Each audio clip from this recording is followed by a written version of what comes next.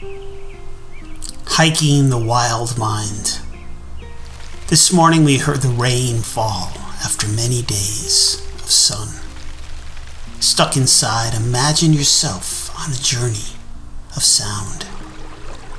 Eyes closed, hike the hills, sneak behind the rock or the mountaintop to watch nature play its terrible games of big horn, ram, collision.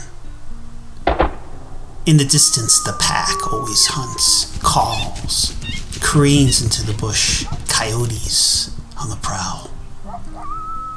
At night, another world of the wilderness comes alive. What is it that flies above you, below the stars?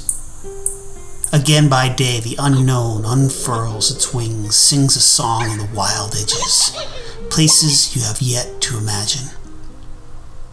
And there, beneath your feet, where the rains have loosened the earth, where the moisture has woken up the sleepy-eyed creatures of the season, you startle that which startles you.